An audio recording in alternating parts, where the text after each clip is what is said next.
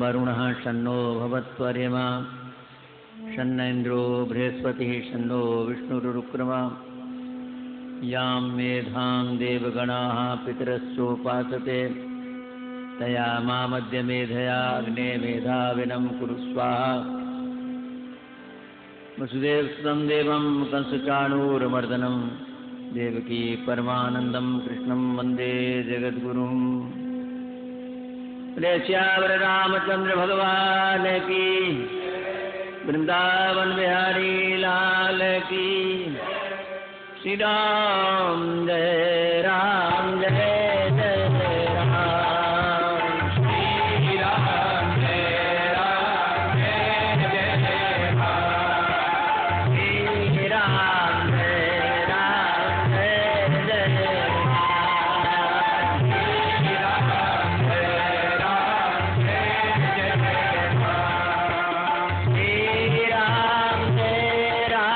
जय जय राम।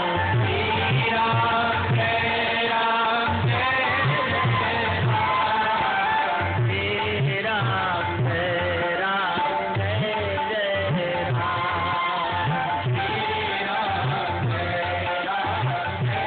जय राम रामचंद्र भगवान की जय। नंद नंदना करो तेरी वंदना।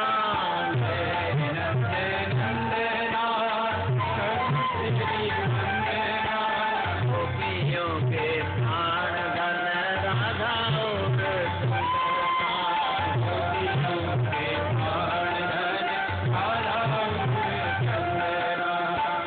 गोपियों के प्राण धन राधा और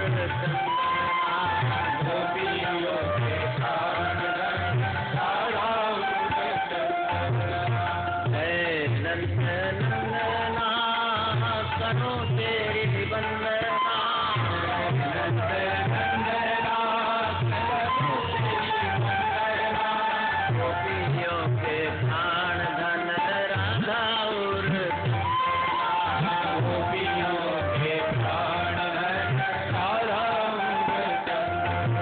वृंदावन बिहारी लाल की जय।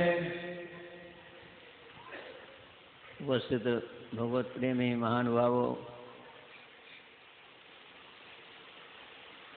प्रभु की असीम अनुकंपा से आज आपने भगवान के अवतारों का बड़ा सुंदर चरित्र सुना। कितने अवतार होते हैं भगवान के? कहा अवतारा ये संख्य आरे सत्व निधेर द्विजा। भागवत देखा कि अवतारों को गिनना बस मुश्किल है, असंख्य है। समय समय से जो भाग्यवान हैं उनको अवतार के रूप में भगवान प्रत्यक्ष लीला का भी अनुभव कराते हैं और अपना विशेष स्वरूप दिखा करके उनके साथ क्रीड़ा करने का आनंद लेते हैं। भगवान को भी खेलने का मन करता है, लेकिन किसके साथ खेलें? जो उनके मुकाबले का कोई हो तो उसके साथ तो खेलें। तो भगवान के मुकाबले का कौन है संसार में? भगवान के मुकाबले का कोई नहीं है। इसलिए भगवान का वो मनोरथ फीका ही रहता है। तो ऐसी स्थिति में भगवान जब निर्गुण निराकार के रूप में लोगों को अनुभव में आने लगते हैं तो उस समय उनको आनंद तो बहुत आता है। निर्गुण निराकार रूप में न उनका कोई आकार है, न कोई प्रकार है, न देखने में सुनने में कुछ भी नहीं, लेकिन तब भी जो है एक महान आनंद के समुद्र के समान में उनका मन डुबकियां लगाने लगता है। लेकिन उतना आनंद उनको नहीं आ पाता। वो आनंद ऐसे ही है जैसे आप कहीं हवाई जहाज वगैरह से जा रहे हो और दूर से कहीं दिल्ली वगैरह का सायंकाल का दृश्य दिखाई दे, तो वो कैसा मालूम पड़ेगा कि चारों तरफ से रोशनी ही रोशनी है, लेकिन उसका परिचय तो नहीं है। परिचय तो नीचे उतरने पर जो है, जब आप जाएंगे तब आपको पता चलेगा। ये जो है, ये लाल किला है, ये जो है संसद भवन है, ये इस प्रकार से महामंत्री का निवास है। इस प्रकार से विशेष परिचय जो है आपको नीचे उतरने पर ही हो सकता है। तो ये निर्गुण निराकार के रूप में यद्यपि अनुभव होता है, लेकिन पूर्ण आनंद नहीं आता। इसी को जो है कहा गया, वदन्ति तत् ब्रह्मविदो, कहा ब्रह्मवेत्ता लोगों ने कहा कि जो निर्गुण निराकार के रूप में दर्शन हुआ उसका नाम तो उन्होंने रख दिया ब्रह्म। लेकिन जब उसको विशेष रूप से अनुभव करने की उनकी इच्छा हुई तो उससे उनका नाम पड़ गया परमात्मा।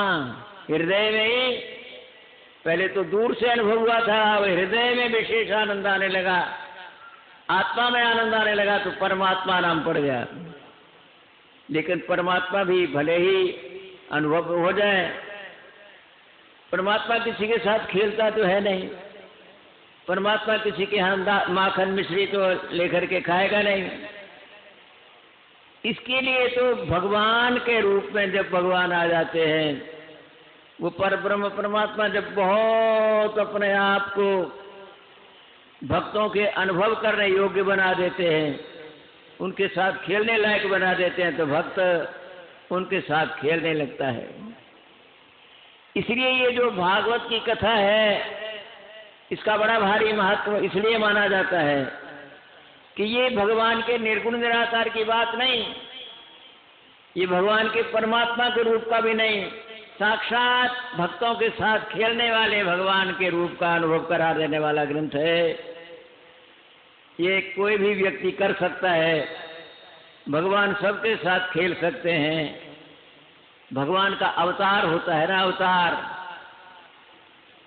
जैसे वसुदेव देवकी के घर में अवतार हुआ, वैसे आपके घर में भी अवतार हो सकता है। आपका घर है आपका हृदय। आपके हृदय में यदि इस प्रकार का प्रेम उमड़ने लगे, दर्शनों की अभिलाषा हो जाए, दरअसल विपत्ति आने पर लोग घबरा जाते हैं, अरे राम राम हमारे सिर पर तो बड़ी भारी विपत्ति आ गई, कठिनाई आ गई। परंतु कठिनाई आना भी भगवान की कृपा ही से आती है। कठिनाई आना कोई खराब बात नहीं है। कठिनाई आने से संसार की ठोकर लगती है, भगवान की तरफ जीव बढ़ता है। वसुदेव को भी भगवान का दर्शन इसलिए हुआ कि वो जेल में पड़ा हुआ था और नाना प्रकार की यातनाएं उसको सहन करना पड़ रही थी। उसके 6 पुत्रों को मार दिया गया था।